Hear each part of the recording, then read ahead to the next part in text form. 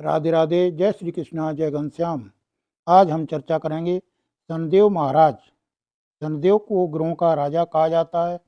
भगवान भोलेनाथ ने इन्हें न्याय के देवता की उपाधि दी है। शनिदेव को बहुत जल्दी क्रोध आता है। इसी क्रोध की वजह से पिता सूर्य से इनकी नाराजगी बनी रहती है। इनके क्रोध से सभी बचने की कोशिश करते हैं। इन्हें प्रसन्न करने के लिए शनिवार व्रत रखा जाता है। व्यक्ति शनि दोष से बचने और उन्हें शांत रखने के लिए अनेक उपाय करता है। शनि कृपा से व्यक्ति को सुख और वैभव की प्राप्ति होती है। अब हम सुनते हैं शनिदेव व्रत कथा।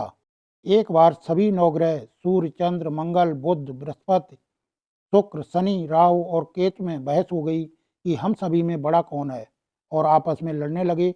बाद में सभी देवराज इंद्र के पास पहुंचे। देवराज इंद्र भी कोई निर्णय नहीं दे पाए, परंतु उन्होंने सभी ग्रहों को सुझाव दिया कि पृथ्वी पर राजा विक्रमादित्य ही इसका फैसला कर सकते हैं, क्योंकि वो बहुत ही न्यायप्रिय राजा हैं। आप सभी लोग राजा विक्रमादित्य के पास जाएं।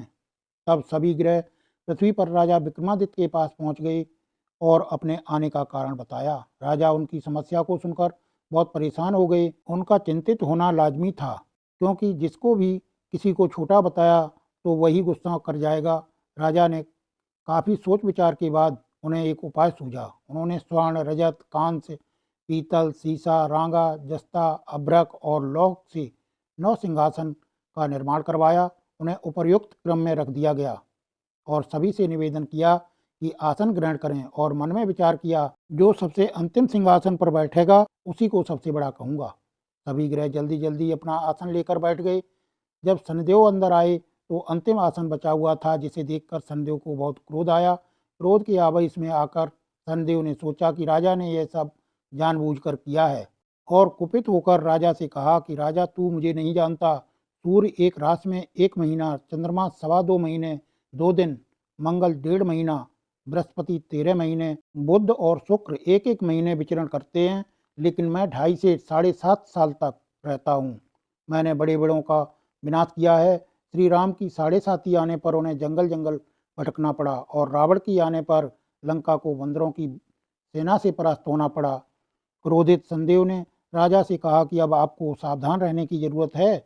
इतना कहकर शनिदेव कुपित अवस्था में वहां से चली गई। समय गुजरता गया और काल चक्र का पहिया घूमते हुए राजा की 7.5 आ ही गई। तब शनिदेव घोड़ों का सौदागर बनकर राजा के राज्य में गए। उनके साथ अच्छे नस्ल के बहुत सारे घोड़े थे। जब राजा को सौदागर के घोड़ों का पता चला तो राजा ने कई अच्छे घोड़े खरीदे।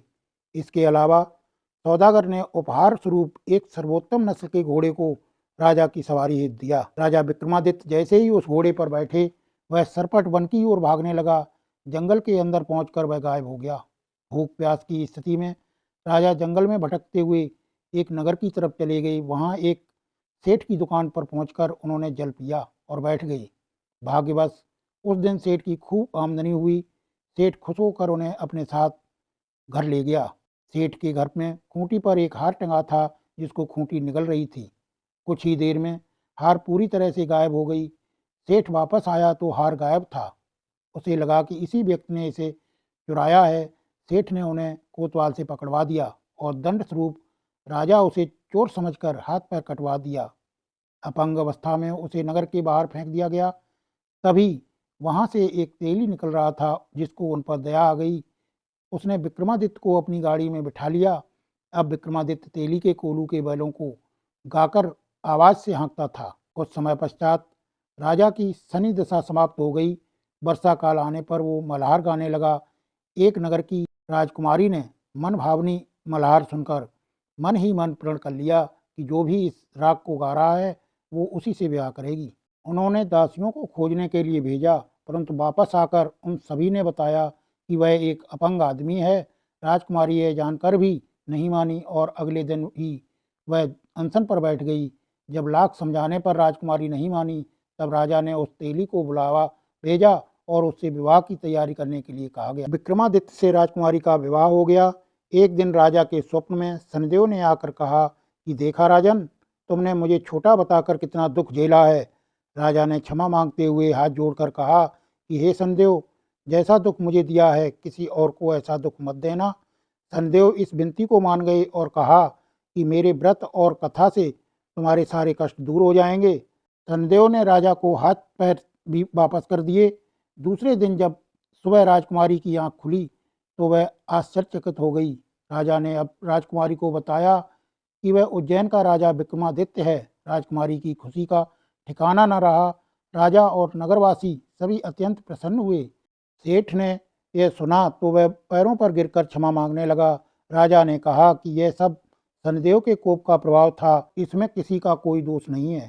सेठ ने निवेदन करते हुए कहा कि मुझे शांति तभी मिलेगी जब आप मेरे घर चलकर भोजन करेंगे। सेठ ने कई प्रकार के व्यंजनों से राजा का सत्कार किया। जब राजा भोजन कर रहे थे तभी जो खूंटी हार निगल गई थी वही अब उसे उगल रही थी। सेठ ने अनेक मोहरें देकर राजा का धन्यवाद किया और अपनी कन्या श्रीकंवरी से पाणी ग्रहण का निवेदन किया। राजा ने शहर स्वीकार कर लिया। राजा अपनी दोनों रानियों को लेकर उज्जैन नगरी पहुंच गए। सारे नगर में दीपमाला और खुशी मनाई गई। राजा ने पूरी कहानी नगरवासियों को बताई और कहा कि सभी लोग शनिवार का व्रत और पूजा लगातार करेंगे। तब से सारे राज्य में शनिदेव की पूजा और कथा नियमित होने लगी। सारी प्रजा के बीच खुशी और आनंद का वातावरण बन गया। शनिदेव के व्रत की कथा को जो भी सुनता या पढ़ता है उसके सारे दुख दूर हो जाते हैं। जय शनिदेव।